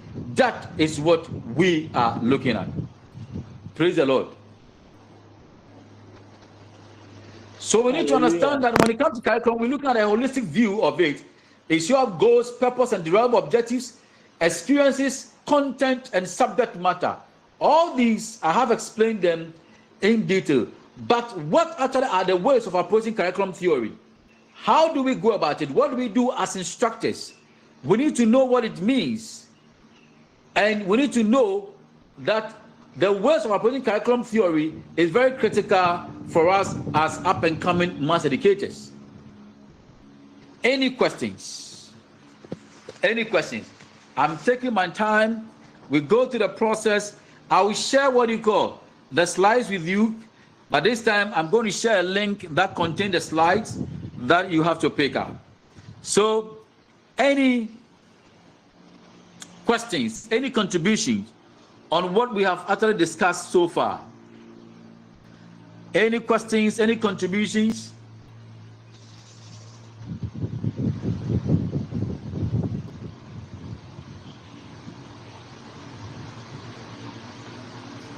Any questions? Any contributions? Any confusion to be addressed? Feel free, please. No questions?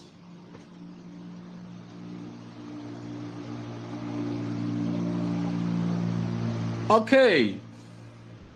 Now, let's look at ways of approaching curriculum theory. There are 4 major ways that we want to look at or discuss in the course. The first one is curriculum as a body of knowledge to be transmitted. curriculum as a body of knowledge to be transmitted. That is the first actually approach of curriculum theory. The second one is curriculum is an attempt to achieve certain ends in students. That is curriculum as a product. Then we look at curriculum as a process. Then lastly, curriculum as praxis. What does each of these actually mean? Please just a minute, hold on.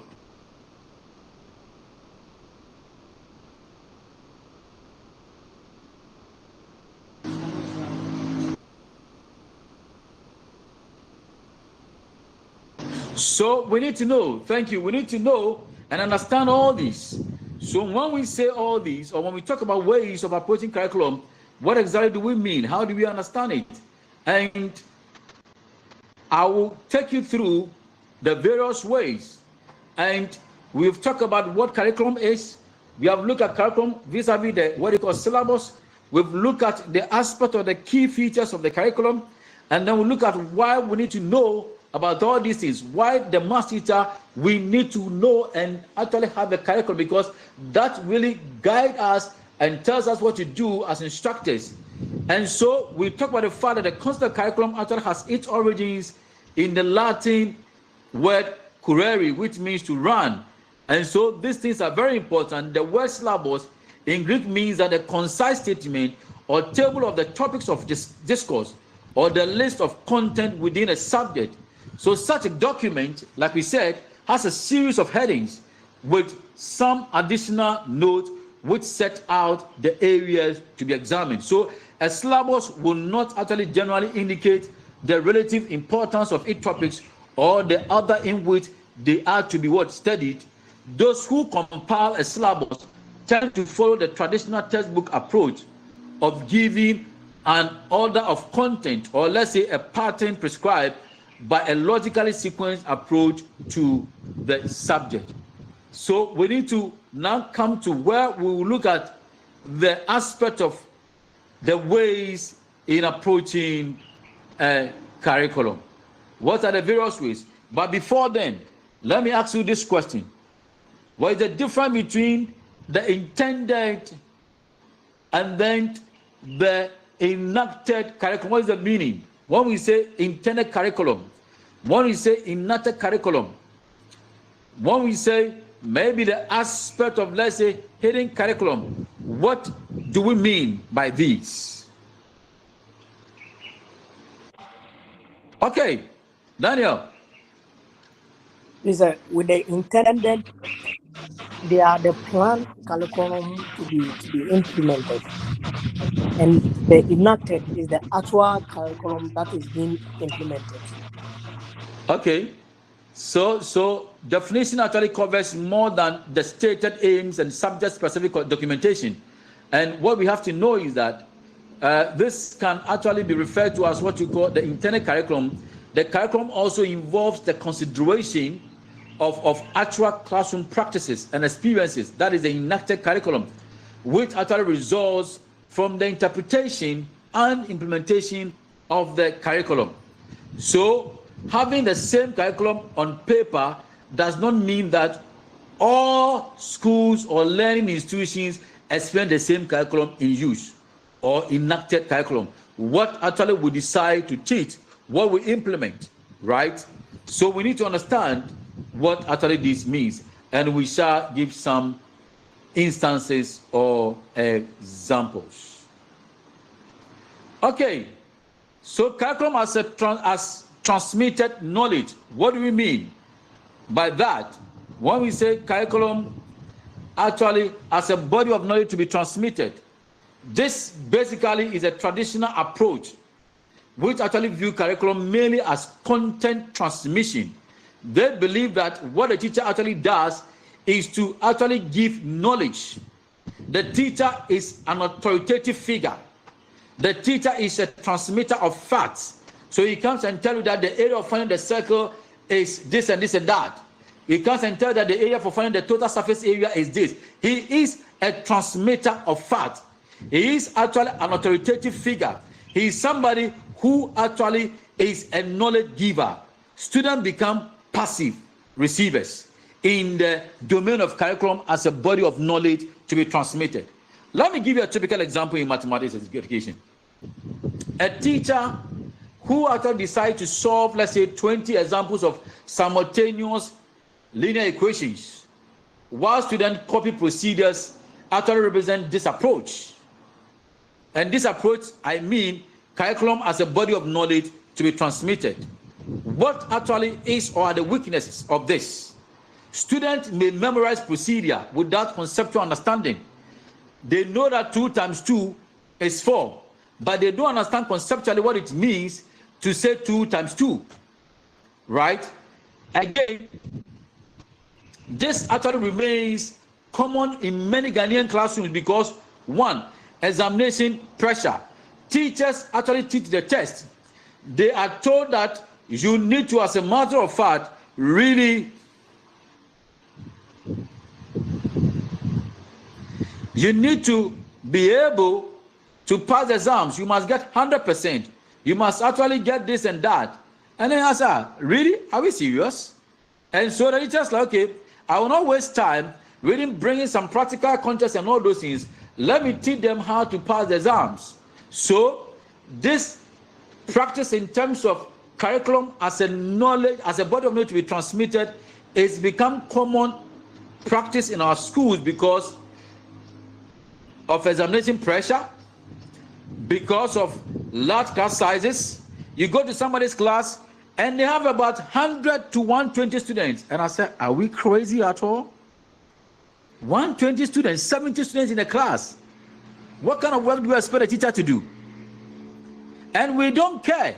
But you hear politicians spending, having embezzled $3 million, having taken this, having done this. But the question is that what are we doing as a nation to make sure that we are on the same page? So all these things actually are things that are compelling teachers to actually go this particular way. The second one, or the second approach of curriculum theory is curriculum as a product. Curriculum as a product. This approach actually emphasizes behavioral objectives and measurable outcomes. Right? Behavioral objectives and measurable outcomes. So you come to as a product, it says that the approach actually focuses on predefined outcomes. It focuses on predefined outcomes, right? And with curriculum designed, okay, to achieve specific behavioral objectives. So Tyler, in 1949, emphasized that educational objectives should state the significant changes expected in students' behavior. So what do we do? What do you want to see? At the end of the lesson, what exactly are we looking out for? All these things are very critical, and that is curriculum as a product. We are looking at the end result, not the process. As to how the person is able to do that is none of our business. But in the context of the area of mathematics, it's very critical. So a lesson objective may state that students should solve quadratic equations using factorization, right? Success is measured through observable performance. When the student is able to get 100%, they say, yeah, why are they? The strength of this particular approach is that it gives clear objectives. Clear objectives include what? Lesson focus. The weakness in this context is that we have emphasis on measurable outcomes may actually neglect, one, the aspect of creativity. It may neglect, two, curiosity, because the student should be able to explore. You don't limit the student. It will actually neglect what you call deep understanding. Once these things really are done, when you go the approach of curriculum as a product, all these things actually get lost or get missing along the line. The third one is curriculum as a process. But before I go to curriculum as a process, any questions in this particular context? What I've said so far about the aspect of ways of approaching curriculum. So we want to look at curriculum as process. Any questions? Any contributions? Please feel free. Any questions? Any contributions?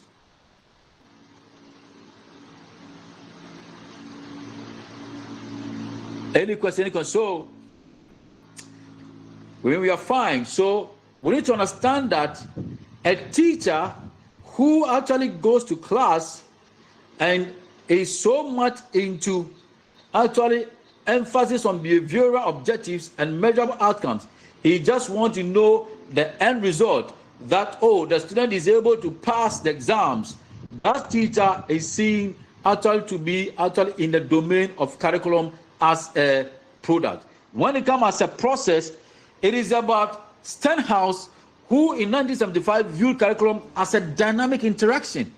He believes that it's a process. Enacting the content must be be a process. Teaching actually becomes exploratory. Teaching becomes reflective and flexible.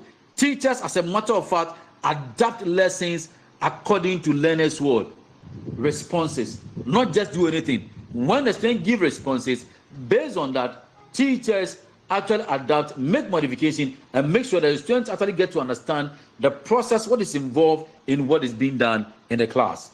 So in mathematics, during a geometry lesson, maybe students actually may discover angle properties through paper folding rather than what? Memorizing the theorems.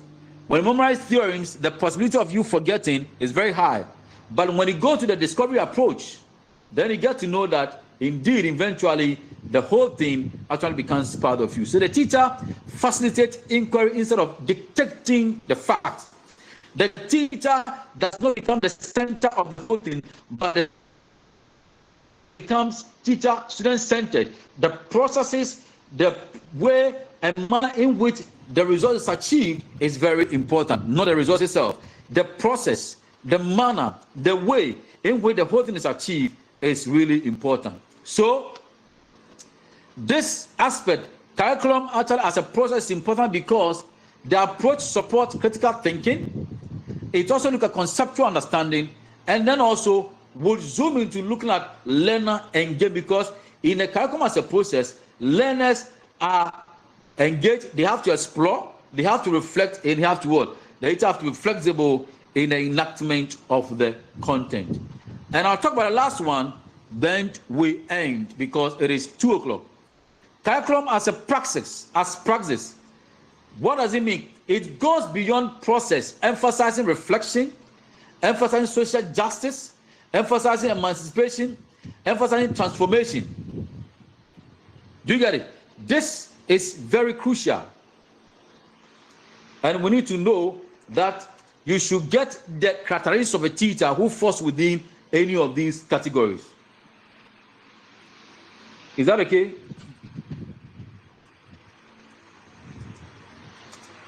Is that okay? Yes, sir. Yes, sir. Good. You know me, I have to ask you before I proceed, because we need to get exactly what we're doing.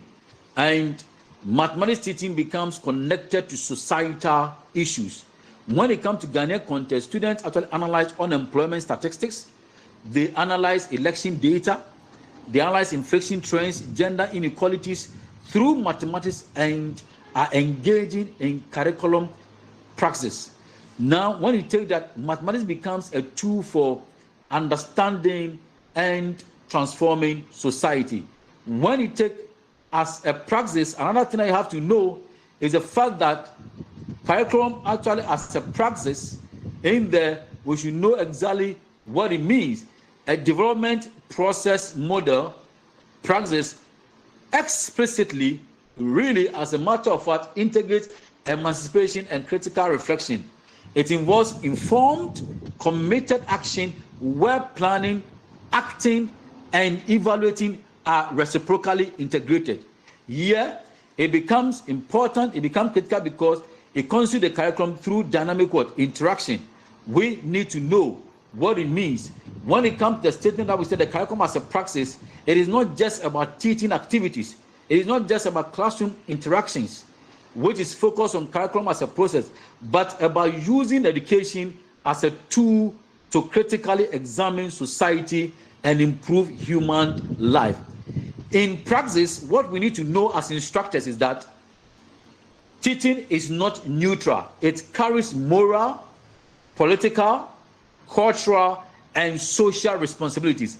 The teacher is not merely delivering content or facilitating activities. The teacher is helping the learner become thoughtful, the learner to become empowered, and the learner to become socially responsible individual. So when we talk about the reflection, what does it mean? What are we talking about? So reflection actually means critical thinking about actions, experiences, beliefs, and outcomes. So in the practice domain, all that we need to understand is that teachers and students continuously ask questions such as, why are we teaching this topic? Is it really necessary? Is it important? How beneficial is it? So who benefits from this knowledge? Are students truly understanding? Is the method actually helping all learners? What social issues are connected to this mathematics idea? You need to do this. It's what you call reflection. You sit down, you sit back, think through the things that you have done and going to do.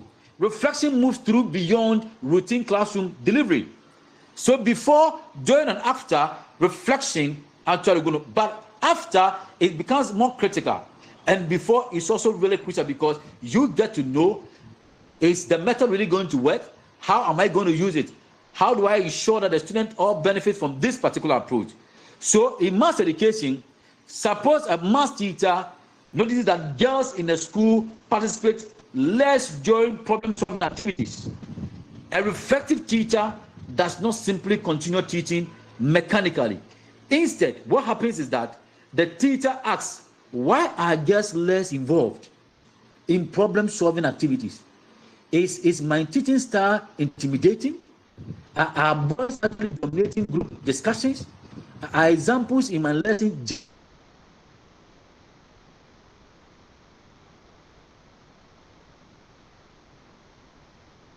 gender bias? You need to ask all this. These are reflective. So redesign classrooms.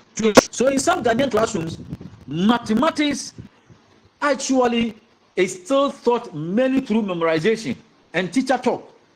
A reflective mathematics teacher may, as a matter of fact, realize that the student he or she is teaching can recite formulas but cannot actually apply math to real life situations, such as market transactions, such as mobile money calculations, such as, let's say, interpretation of election statistics, maybe farming measurement.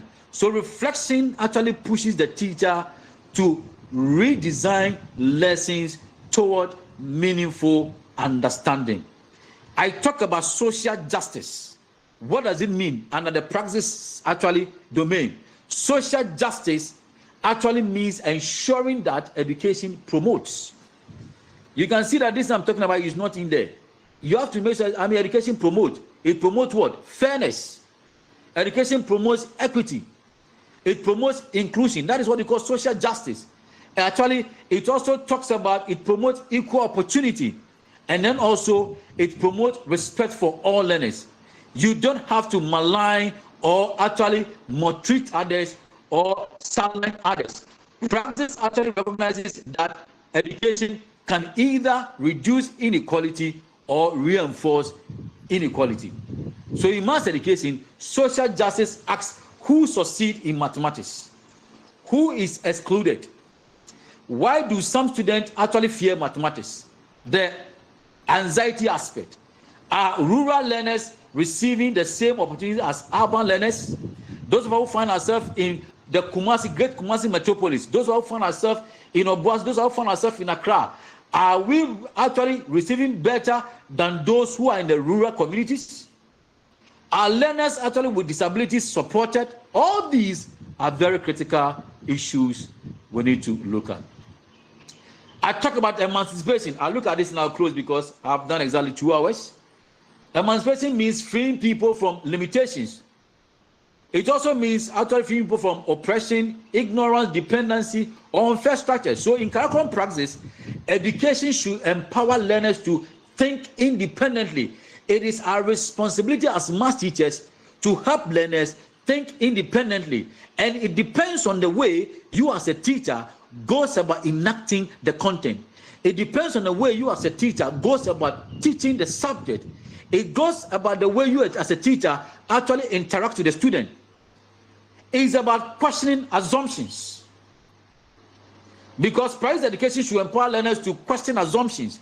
Why are we saying this and not that one? Why are we assuming that this is that? What is the reason behind it? We can say that actually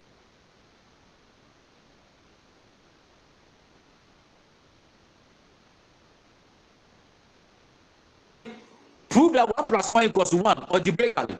Prove that 1 plus 1 equals 1 shall become 1.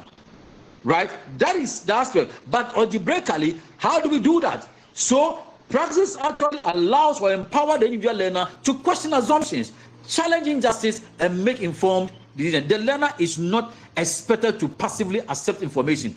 The learner questions, the learner interrogates, the learner contributes. That is the praxis issue. So traditionally, some students believe mathematics is only for brilliant people. This actually belief psychologically traps many learners. An emancipatory mathematics teacher works to break this mindset by encouraging multiple solution methods. He will not only focus on one procedure or one approach, he will focus on different approaches, valuing mistakes as learning opportunities.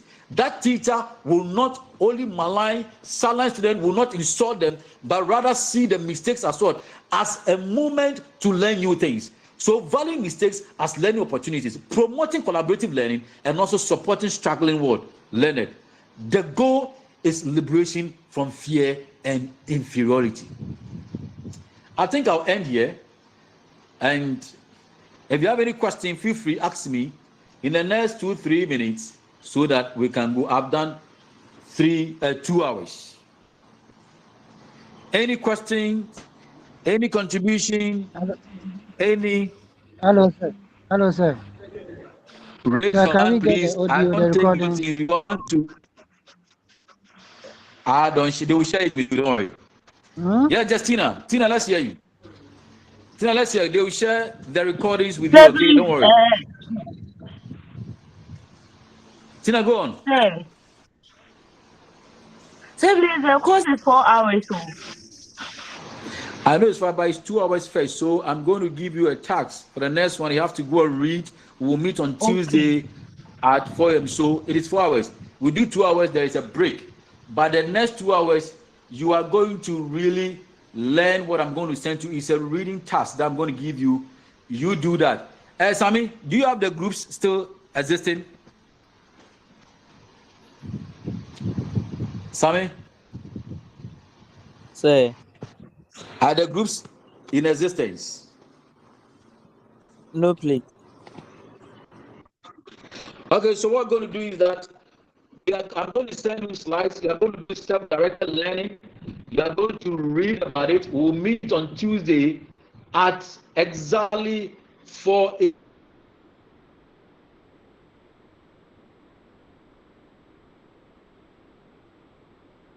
Hello, say. The time for coming online is 3:30, but we start 4 a.m. So when it's 4 a.m., make sure you are there. Starting, deliberation, and learning in totality. Is that okay? Yeah, Tina, feel free. Let's see. Sir, please, God willing, Tuesday Hello, we have lectures at the same time. Hello, sir. Hello, sir. Which course? Hello, sir. Which course?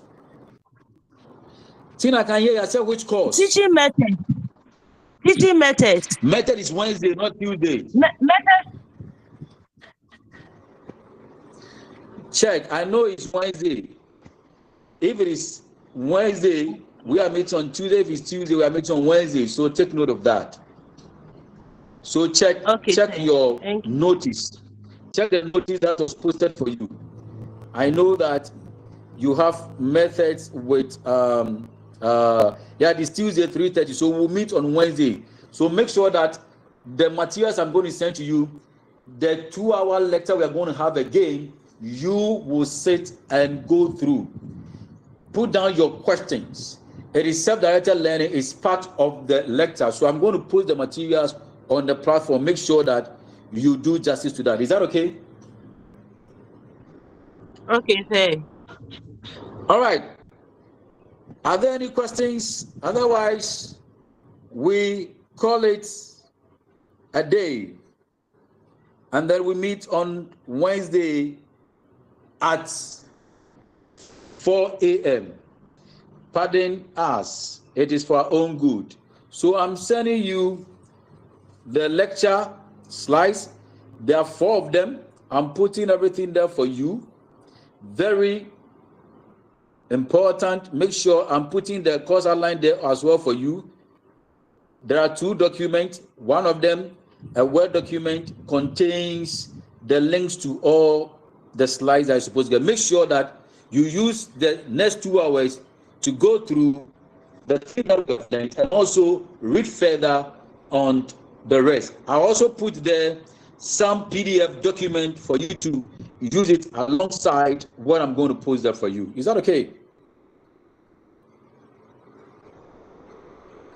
No disappointment. So I've posted the material on the platform. I've posted the material on the platform. So when you open the Word document, you will see the links there. The first link is the course outline in PowerPoint, and I've posted the PDF of the course outline here as well for you. So that is it. If there are no questions, thank you very much for coming. Make sure that you are really there having a discussion in the next few moments of the next duration of the lecture. I will come in to check what you are doing. Okay, self-directed. So learn yourself and then make sure that you report, because when we meet on Wednesday, I will ask you those questions. Is that okay? Thank you very much, and enjoy the rest of your day. Did somebody call me? Thank you. All right, please take care. Sir. Yes, sir. I've seen somebody stand up. Sir, hand is up. Oliver. Yeah, hand is up. Oliver. Sir, please. I have a humble petition that if the class, you can make it on the weekends around dawn. No, we'll discuss it. We'll discuss it. What do you call? We'll discuss on Wednesday. You know I'm a dawn person, so don't worry. We'll discuss it. Okay. Okay, sir. Okay, sir. All right. All the best. Thank you, take sir. care. Bye. Thank you, sir. Bye.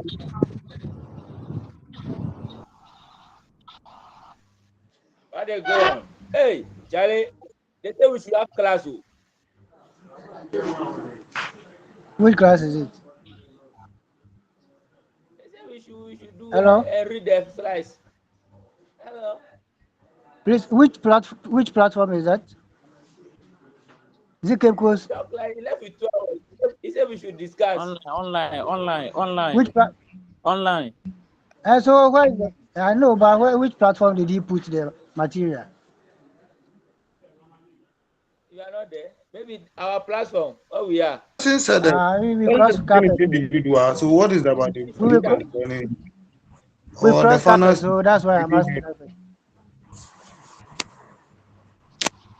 So your platform, what is it? So send it to us. Please, the recording is ongoing. Let's leave the platform. Yeah, because the person said we should leave and do our own thing, learn on our own. I don't know why they say send it to peer for us.